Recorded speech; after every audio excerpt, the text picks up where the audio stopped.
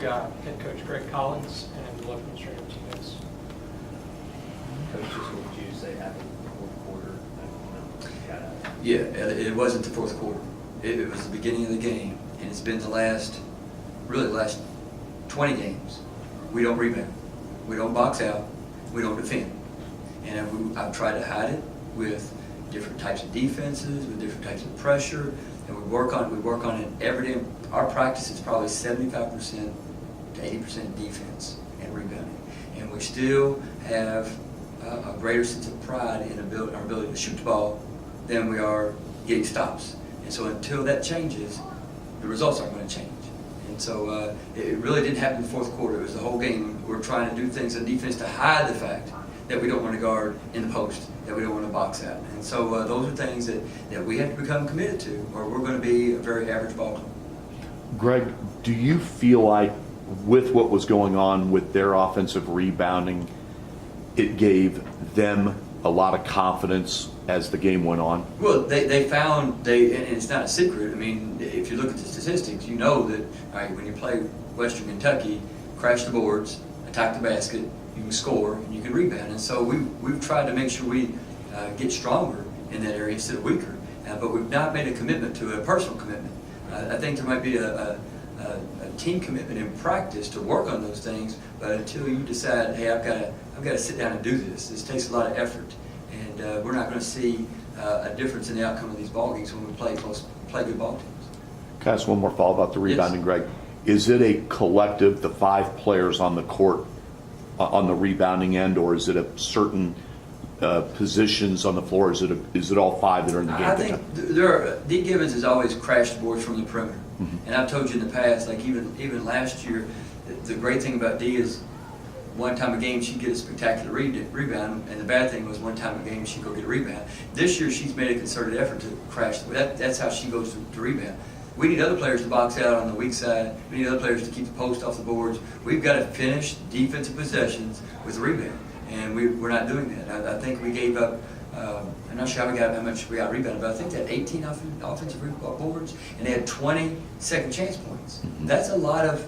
You're going to shoot a good percentage when you get a lot of rebounds and you're right by the basket, because you're going to get a layup or you're going to get a foul and you're going to shoot free throws. And even the worst free throw shooter is usually better percentage-wise than the best field goal percentage shooter. So we're giving a lot of high percentage shots when we're giving those, and plus it takes the air out of your defense. If you play defense for 27 seconds and they get an offensive rebound, it takes the air out of you a little bit, and it gives that offense another chance. So we've got to get better at that, and we will. We will. Greg, your team one way or another. Sorry. Your team jumped up 59-51, and then North Texas took that timeout, and then that's when they started to go on that run. What did you notice changed kind of demeanor-wise on your team? I felt like with the lineup we had at that time, we kept getting lost on defense. And we had 3 or 4 players that were locked in, and we had 1 or 2 that we were always trying to cover up for. And we keep getting exposed. And I'm having a hard time figuring out the 5 that we can play and not be extra tiny. So until we get a little bit stronger on defense, a little bit tougher, that's probably the bigger concern, is we just don't have a lot of toughness. And until we get tougher on the boards, tougher on defense, we're going to be in these kind of battles night in, night out, and we're not going to come out on the positive. Well, this is the second straight game that Dee has struggled a little bit. What do you think is kind of going on with her these last 2 games? Well, Dee's clearly one of the best shooters in the conference, if not one of the best in the country. And so defensively, that's not a hard game plan. You make sure she doesn't get quick touches, and so that's one of the easier things to do on defense, is to follow a good shooter around. And so that's what they're doing. They're just following. So we need post players to finish layups.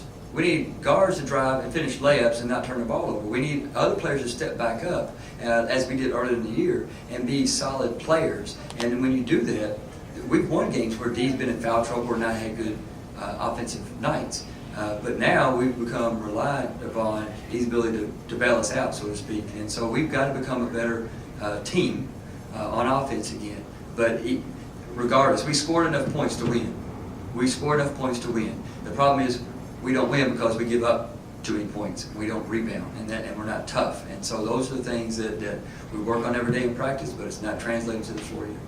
How much did you miss Alexis not being on the floor last 2 games? I think we miss her leadership and her confidence. And even when we were at UTEP, and I think she went, where did she go, 1 for 9? 1 for 11. From the field, but from the 3 it was Over. from the 3. And the crazy thing about a great shooter is, and when you coach good shooters, you keep thinking the next one's going. And all her shots that she took, I can tell you a side story. There was a young lady I was recruiting in Arkansas. Went to watch her play the first time. She missed 6 threes in the first half, and I called my head coach and said, "This kid's going to be great." And she's a terrific shooter, and she went on to become a great player in the SEC and then in the Big 12. And so, and when I look at Alexis, I think that she missed 7. But I think the next 7 are going in because all the shots she took were good. But what we really missed weren't her shots. What we really missed is her confidence, her poise, control on the floor, and we'll be glad. She's been battling the flu. That's what she's been battling. Today was the first time she's been in Diddle Arena in about 4 days. And so she went through shoot around today, made some shots. She made more shots than she did at UTEP. I said, well, maybe you should get the flu more often.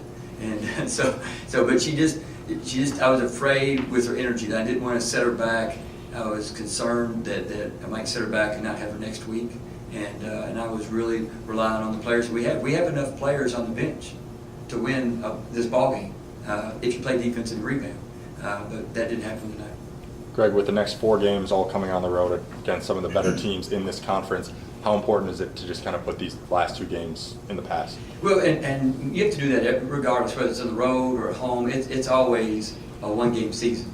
And so, and I was really proud of our team, how we put the Rice game behind. We had a really good practice. We had a good shoot around. The energy level was really high today. They were focused and ready, and we changed our defensive plan a little bit to try to make sure we guarded a little bit better and rebounded better, and it just didn't happen. They're just not committed to it yet, and one way or another, they're going to get committed to it. Would never put words in your mouth, Greg, but when you said not, is it a mental thing right now, do you think, with the rebounding or the lack of it in the last couple of games in particular? Yes, I think that, just to be honest, I think right now we have players that if they score 18 points and we lose, they're okay. And that's not okay. Mm-hmm. And I'd rather have a player that scored 22 and lost and was mad, or like a Whit Creech who can not shoot at all in the game but help the team win, and that's the most important thing. And so we've got to make sure we get everybody on the same page that the purpose here is for the team to do well, not individuals. Anything else for Coach? Thanks, Coach.